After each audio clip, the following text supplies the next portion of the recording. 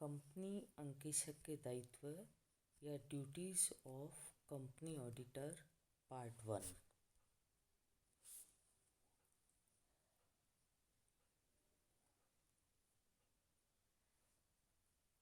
Company अंकेक्षक की नियुक्ति समझौते एवं विधान के अंतर्गत की जा सकती है। कंपनी अंकेक्षक की नियुक्ति यदि समझौते द्वारा की जाती है तो उसका दायित्व समझौते की शर्तों द्वारा निर्धारित होता है, और यदि कंपनी अंकेक्षक की नियुक्ति विधान के अंतर्गत की गई है तो उसके दायित्व विधान द्वारा शासित होते हैं। कंपनी अंकेक्षक के दायित्व को मुख्यतः दो भागों में विभाजित किया जाता है। दीवानी दायित्व यानी सिविल लाइबिलिटीज और साअपराध दायित्व क्रिमिनल लाइबिलिटीज। दीवानी दायित्व भी दो प्रकार के होते हैं, नियोक्ता के प्रति और तीसरे पक्षकार के प्रति। इसी प्रकार साअपराध दायित्व यानी क्रिमिनल लाइबिलिटीज दो प्रकार की है, कंपनी अधिनियम के अंतर्गत और भारतीय दंड संहिता के अंतर्गत। नियोक्ता के प्रति दीवानी दायित्व को हम इस प्रकार समझ सकते हैं: लापरवाही के लिए, कर्तव्य भंग के लिए, कंपनी अधिनियम के लिए।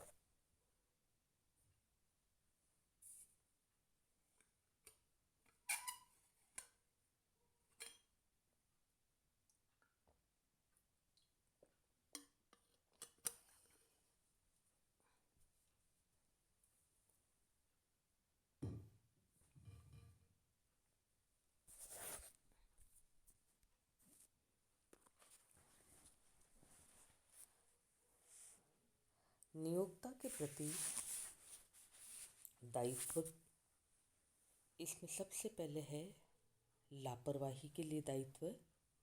जैसा कि अभी हमने चार्ट में देखा है, नियोक्ता के प्रति 3 प्रकार के दायित्व होते हैं। आज हम केवल लापरवाही के लिए दायित्व के बारे में डिटेल में बात कर रहे हैं।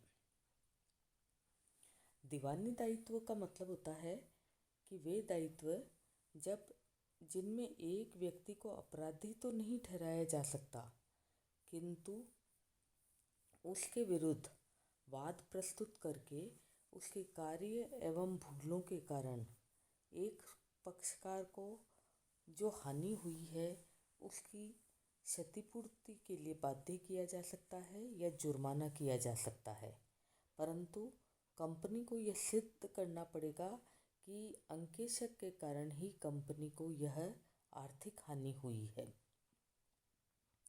नियोक्ता के प्रति दीवानी दायित्व 3 प्रकार के होते हैं: लापरवाही के लिए, कर्तव्य भंग के लिए और कंपनी अधिनियम के अंतर्गत। हम बात कर रहे हैं लापरवाही के लिए दायित्व। जस्टिस लुश के शब्दों में लाइबिलिटी फॉर नेग्लिजेंस के अंतर्गत अंकेक्षक द्वारा वादी के प्रति कर्तव्य के पालन में उचित सावधानी न रखने एवं चतुराई से कार्य नहीं करने से है जिससे वादी को हानि होती है। ऐसी अवस्था में वह लापरवाही के लिए दोषी ठहराया जाता है। एक अंकेक्षक को लापरवाही के लिए दोषी ठहराने के लिए ये तत्व होने आवश्यक है: पहला, उचित सावधानी एवं चतुराई से कार्य नहीं करना। उचित सावधानी एवं चतुराई का तात्पर्य उस मात्रा से है जो कि उस पेशे के औसत व्यक्ति द्वारा वैसी ही परिस्थितियों में काम ली जाती जब अंकेक्षक वादी के प्रति अपने कर्तव्य पालन में उचित सावधानी एवं चतुराई से कार्य नहीं करता है। दूसरा, अंकेक्षक का वादी के प्रति कर्तव्य था। अंकेक्षक का अपने नियोक्ता के प्रति कर्तव्य होता है, किंतु कंपनी की दशा में अंकेशक का सदस्यों के प्रति कर्तव्य होता है, क्योंकि उसकी नियुक्ति कंपनी द्वारा की जाती है। इसलिए उन्हीं के प्रति अंकेशक का दायित्व होता है, किसी तीसरे पक्षकार के प्रति नहीं। इस संबंध में Ultramares corporation versus Touche Niven and company का मामला समझने लायक है। तीसरी बात है लापरवाही के लिए, दायित्व के लिए, कि लापरवाही के बिना कोई दायित्व नहीं होता है। यदि अंकेशक ने अपना कार्य पूरी सावधानी तथा चतुराई से किया है, फिर भी कुछ सुनियोजित ढंग से किए हुए गबन एवं गलतियां पता लगाने से रह गई है, तो नियोक्ता कंपनी को हानि हो जाती है। ऐसी अवस्था में अंकेशक को लापरवाही के लिए दोषी नहीं ठहराया जा सकता है।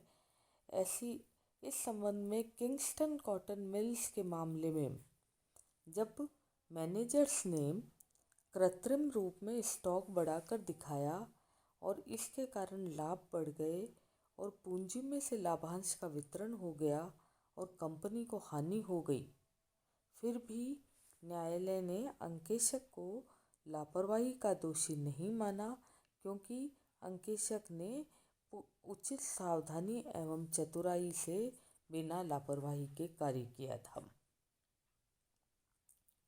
हानि के अभाव में लापरवाही।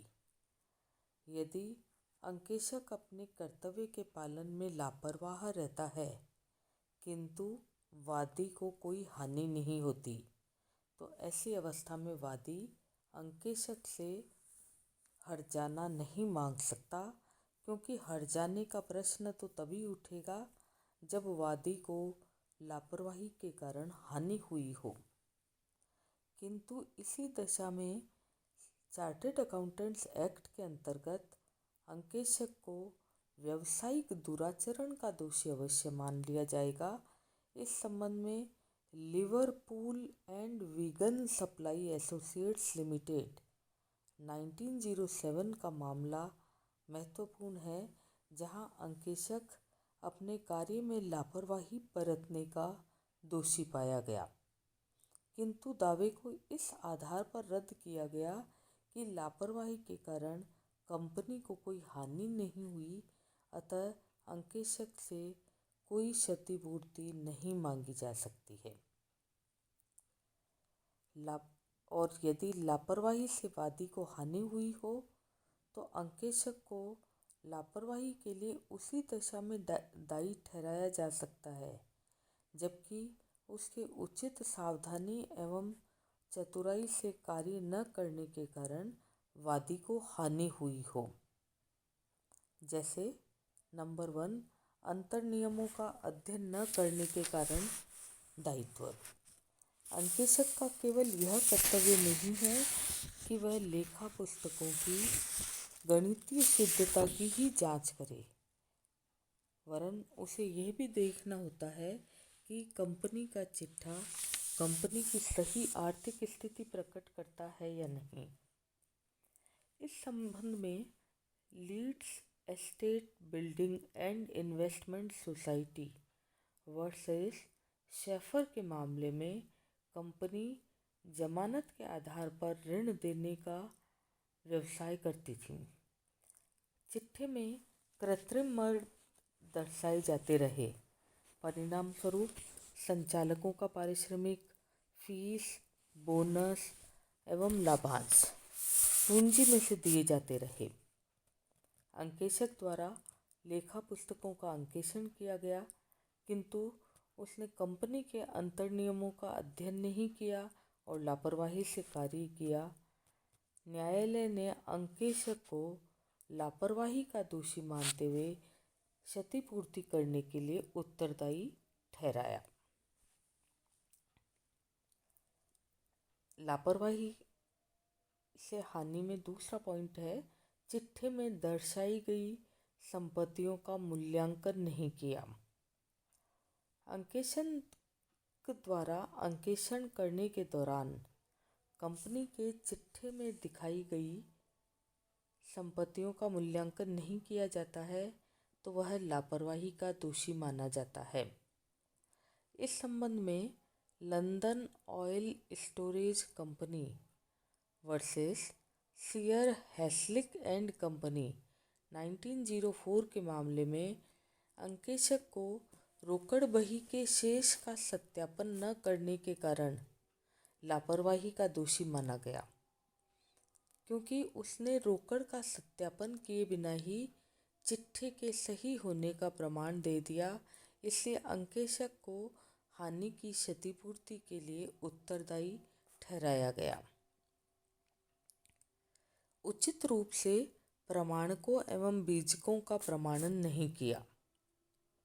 अंकेशक का कर्तव्य है कि अंकेषण करते समय प्रमाणकों एवं बीजकों का प्रमाणन उचित तरीके से करे। यदि वह ऐसा नहीं करता है तो लापरवाही का दोषी माना जाएगा और उसे क्षतिपूर्ति के लिए दोषी ठहराया जा सकता है। इस संबंध में Irish woollen company limited versus Tyson एवं अन्य 1960 मामले में कंपनी के द्वारा किए गए माल से संबंधित कुछ बीजकों को जितना भुगतान करना शेष था दबा लिया गया। परिणाम स्वरूप कंपनी के लाभ कृत्रिम रूप से बढ़ा दिए गए और पूंजी में से लाभांश का भुगतान हो गया। न्यायालय ने निर्णय दिया कि यदि अंकेशक उचित सावधानी एवं चतुराई से कार्य करता तो दबाए हुए बीजकों का पता लग सकता था। उसको संस्था के समस्त बीजकों का प्रमाणन करना चाहिए था, किंतु उसने लापरवाही से कार्य किया, इसलिए वह क्षतिपूर्ति के लिए दायी है। देनदारों की सूची को सही मान लेना। अंकेशक को प्रबंध संचालक द्वारा दी गई देनदारों की सूची को सही नहीं मानना चाहिए। यदि वह सही मान लेता है और विवरणों की जांच नहीं करता है तो लापरवाही का दोषी ठहराया जाएगा। इस संबंध में Arthur E green and company versus the central advance and discount corporation limited 1920 के मामले में अंकेशक ने प्रबंध संचालक द्वारा दी गई डूबत ऋणों की सूची को सही मान लिया। न्यायालय ने निर्णय दिया कि कुछ परिस्थिति ऐसी थी जिसके कारण अंकेशक को सूची को सही स्वीकार करने से पहले उसकी जांच करना आवश्यक था, किंतु ऐसा नहीं करने के कारण अंकेशक अवधि पार ऋणों का पता लगाने में असमर्थ रहा, इसलिए वह लापरवाही का दोषी है। प्रपत्रों एवं लेखों की पर्याप्त सावधानी से जांच नहीं करना।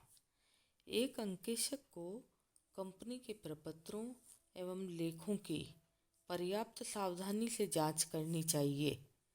संदेहात्मक प्रपत्रों की तो गहराई से जांच करनी चाहिए।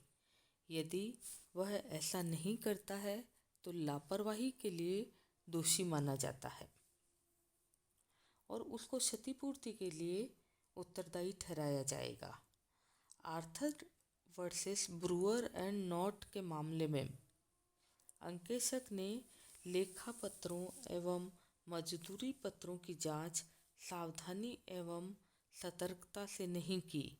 परिणाम स्वरूप 1400 पाउंड का गबन नहीं पकड़ा जा सका और कंपनी को हानि हुई।